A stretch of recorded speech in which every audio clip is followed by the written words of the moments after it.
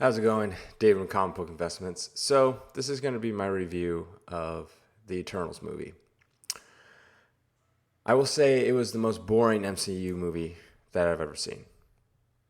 And I will talk, by the way, spoilers. Spoilers, spoilers. So, if you haven't seen it already, don't watch this video unless you don't care to see it. So, I was going to do this review last night, but the movie is so long, so long. I looked it up. There's only one MCU movie longer. Endgame is 3 hours and 2 minutes, and this one was about 2 hours and 37 minutes. But it felt like 9 hours long. I'll go into the good, what I thought was really good about this film, because it's a very short list, and then I'll go into the bad. So what I really liked, like I said, spoilers. So Icarus. I really liked how he had his turn to basically, I guess, the villain, so to speak, almost. Like he became the villain. I really liked that a lot because you couldn't really tell too well going throughout the film that was going to happen. So I was a little surprised, and I really liked it because it got to showcase all their powers, battling him, and it was really, really cool.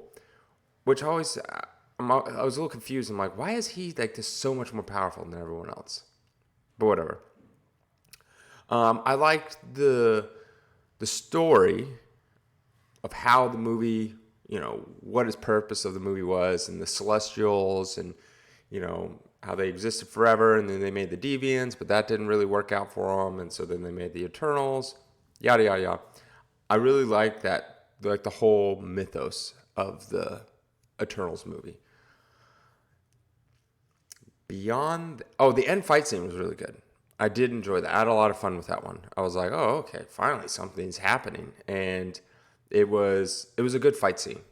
Because you have so many different powers and they got to use them in such cool, unique ways. So that was definitely very good. Beyond that, that's all the good. I like the parts that I liked. All right, now for the bad. The directing was terrible. The writing was bad. It was so boring. So boring. I'll tell you how boring it was. I got in there at 7 o'clock thinking okay, I don't want to watch it too late. I might get tired. And I want enough time to come home and do a review. But the movie was so long. There was a time that how sometimes you watch a movie and it's just all right, come on, let's get going. And sometimes you might check your phone to see what time it is. I wonder how much longer this movie has. I was past that. It crossed my mind to get up and just leave. That's how boring it was. I don't even want to sit through this. I was literally I can't really fall asleep in a movie theater, but I was closing my eyes because I didn't even need to watch the screen. It was so boring. I could just listen and kind of know what was going on. But it crossed my mind. I'm I could just leave. I don't really care about any of these characters. I don't really care what happens. And that was the biggest problem with the movie. This is where I say the director sucks. Is you didn't care about any of the characters. Half the time I didn't even know who they were. They come in for a second, and then they come at the very end, and you're who is this person again? What? Why? And I actually know comic books. My girlfriend was a little confused by the whole thing because they put 1,000 names that you have to remember and 1,000 things going on at the same time. But they just touch on it once, and then 2 hours later, they'll bring it back, and you're wait, who is this again? And I'll tell you the worst parts of it. So Salma Hayek plays Ajax. All right. She dies in, I don't know, the first half hour or so, 45 minutes. I really don't know. She dies, and they have this emotional scene where they pick up her dead body. Everyone's crying, and then it shows Sprite making this memory that she can make kind of illusions that don't really exist. And this is the last time I saw them. They're dancing, having fun, and everyone's crying. Everyone's so sad, and I'm who is this character? Like, obviously I know the actress, right? Salma Hayek. But I'm like, who is this? Because literally they go to this like barn type of house, and then there's a dead body on the ground outside, and it's kind of dark, so I couldn't really see who it was, and everyone's crying. I'm like, who just died? And they're like, oh, Ajax died. I'm like, who is Ajax? Because literally Salma Hayek had 2 scenes. One scene where she was talking to them, probably had like, I don't know, a couple sentences of dialogue. And then another scene where she's listening to the Celestials put some exposition down of saying, oh, this is like the movie and this is what's happening. And she's like standing there just listening. That is it. You got 2 scenes, very short scenes with her, and now you're expected to care when this character dies because you have no idea who it is. It's not like she has this deep connection with any of them, because to you it's literally, it's like, you ever watch a movie? Let's pretend, I'm trying to think of a movie. Like, you watch a movie and say it's like an action film, and they're like robbing a bank at the beginning, and they're like getting ready to rob a bank. So you have like a little interaction with the 4 people that are going to go rob this bank. And then they go in there, and then things go wrong. And then all of a sudden, a couple people get shot and died. That's how much you care about this character when she dies, because it's that little screen time. Like, you're like, oh, my friend just died at the bank robbery. And you're like, who is that again? I don't even know. Like, just some random person. That's literally what it's like. And then on top of that, they build up, I think that actor's name is Jon Snow. He's playing the Black Knight. So they build up the scene where Cersei is falling in love or likes this guy, and this guy's like, oh, move in with me. They have cute little interactions because they, I guess, work together at this university, and then they go out to the bar, and there's talking, laughing, whatever, connecting, right? So you can feel, and then they talk about, hey, move in with me, and she's like, I don't know, blah, blah, blah. So you have like 15 minutes-ish of them hanging out, getting along, and you feel like, okay, there's a connection here. They both like each other, whatever. That is it. He is never in the film again to the very, very, very end. So he's like, what is the point of this, right? And, I mean, he had one little FaceTime thing where it was a FaceTime call for 2 seconds. But beyond that, it's just like, why is this guy here? Anyways, but then they try to, at the very end, they try to have Icarus and Cersei have like this super deep connection, because they said they were together for 4,000 years. They're like, okay, that's a long time.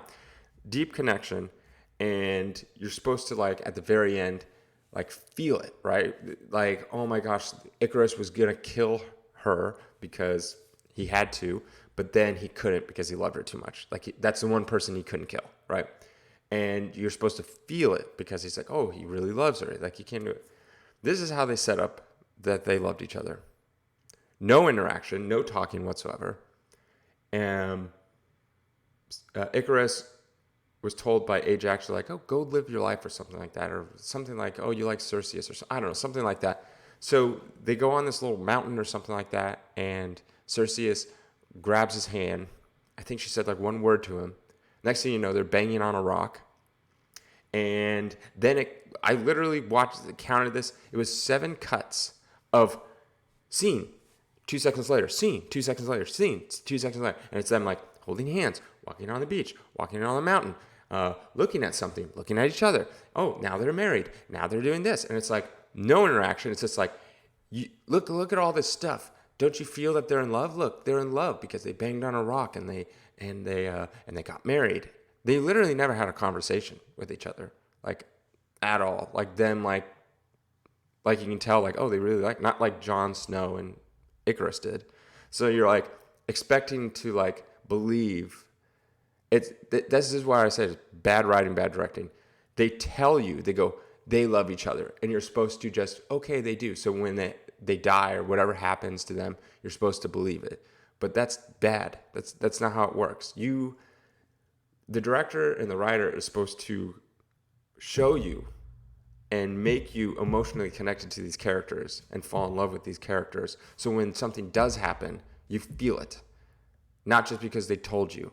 And the same thing was like it's just cheap. It's just so cheap. It's like they want you to care about this other character because he has a family. Oh, I live for my family. I literally never saw you until the very end. I'm talking about Festus, the guy that makes stuff. He was in the beginning a little bit, and then he's gone forever. And then he comes back, and he's like, "Look, I have a family now, so that means I'm important, and you're supposed to care about me and what I want." Because I'm like, I haven't even seen you the whole movie. Same with the girl that runs really fast. I have no idea what her name is. Because literally, and it's like they don't want you to forget about characters, so they give them some little quirk or something like that. So the girl that runs really fast, I have no idea what her name is. She's in the beginning. Oh, let's make her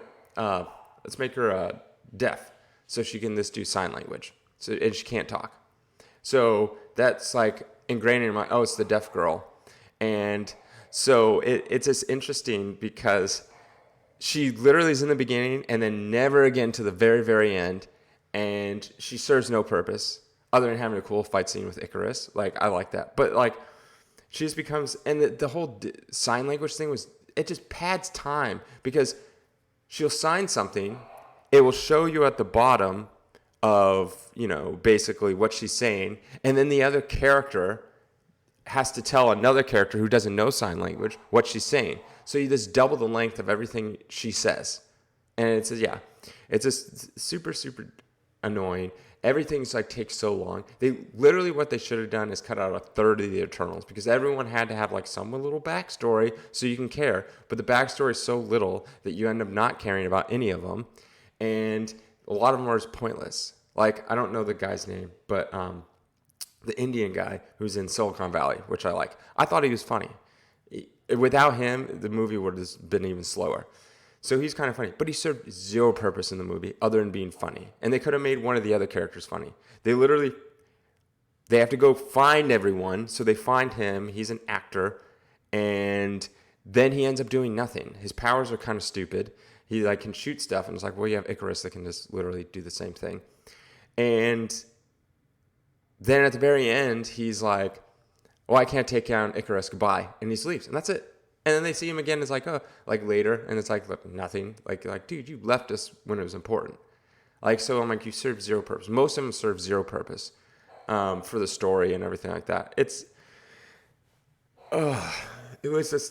was such a drag. There was like, the first 30 minutes were like, okay. And then all of a sudden it's like 2 hours of drag or an hour and a half of drag. And then it's like, then it gets good again. And then I don't get it. How powerful are they? Are they like, yeah, they can get hurt, but then they also like get healed by Ajax, or are they like superhuman? Because one of the ones who's just all he can do is control minds got blasted by Icarus into a mountain, and then everyone thought he was dead, and he comes out and he has a little scratch on his face, and it's just like, I'm confused. Are you dead? Like, I mean, I'm not dead. I'm like, are you like superhuman, indestructible, but can also die at the same time? Because they get stabbed and they die. So I imagine getting blasted into a mountain would kill a normal person. So I'm like, I don't know how strong exactly they are. If they're all like basically like Superman, but they can still get hurt. Yeah, who knows? And then it's like, I don't know. It's just a lot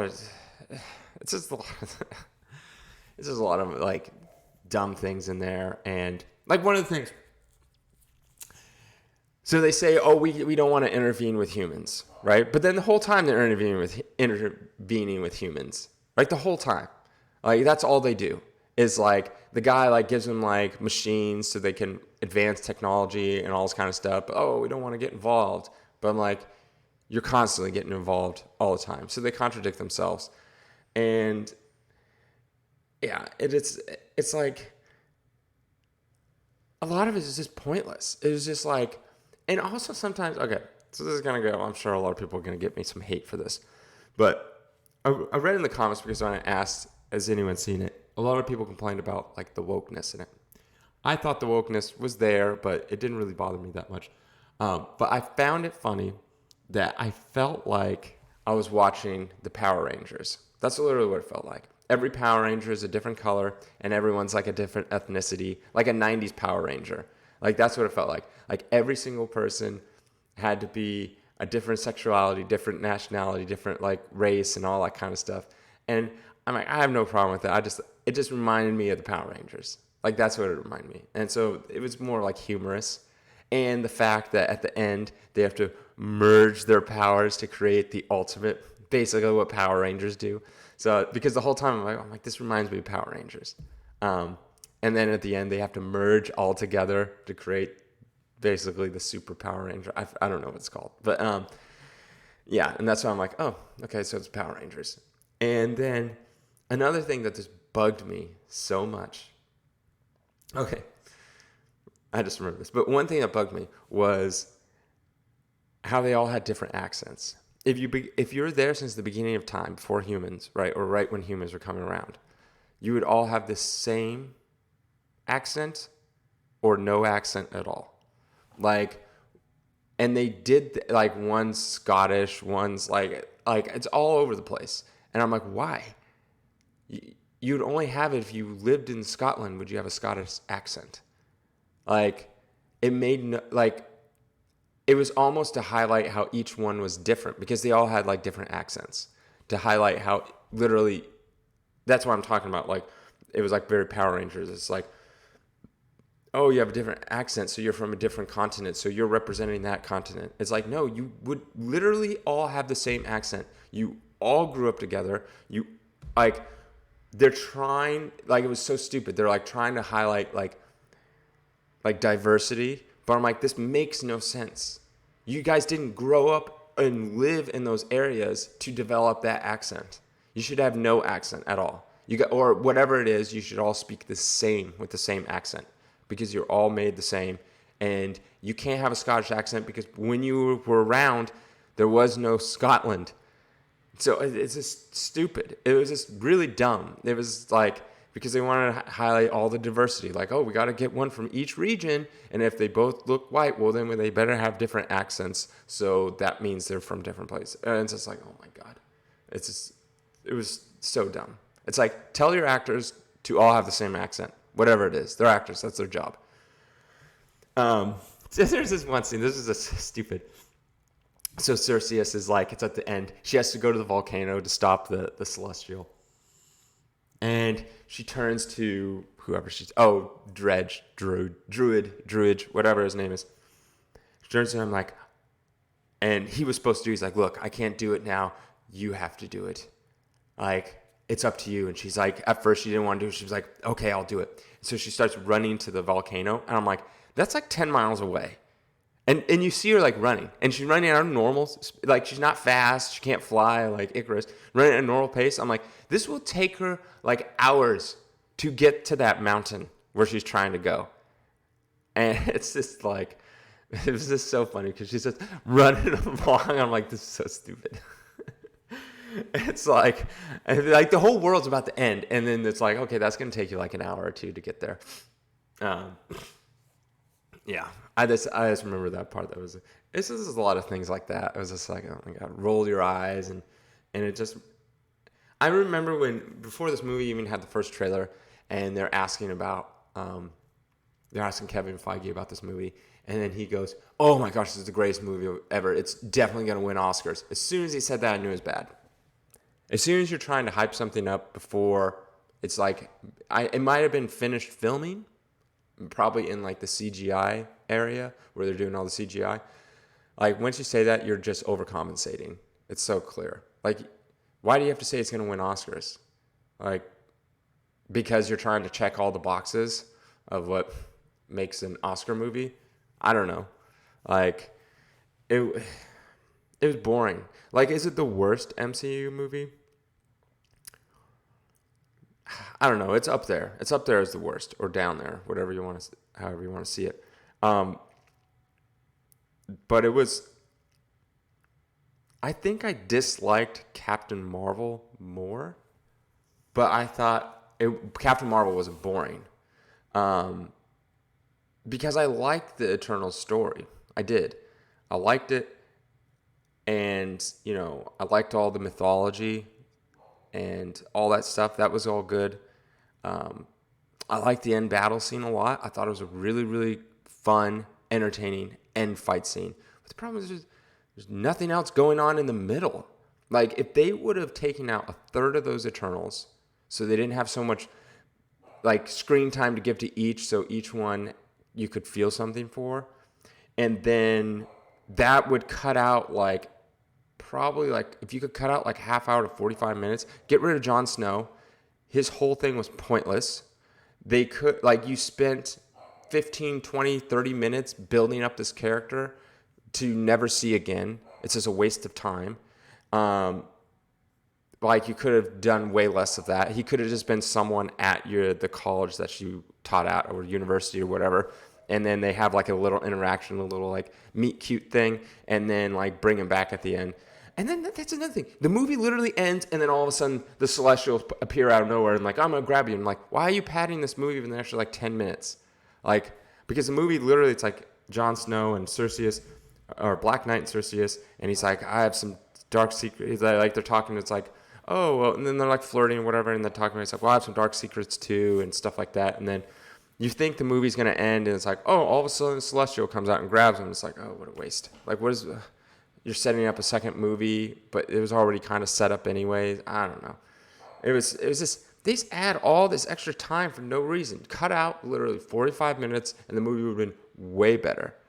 And also, since you have so many characters and you're explaining so much all the time, like it's me who knows comics wasn't as confusing, but like my girlfriend who I was with, she was a little confused. I'm like, well, so what is the point of it? Like, what is this? Like, who's that? And all, and like a little confused on it. And the average person, I would imagine, would be a little confused because you're just dropping all these, especially since you drop a name and then you don't see him for like 2 hours in the movie, and then they come back and you're like, wait, what have they been doing? Who's that? Why is he?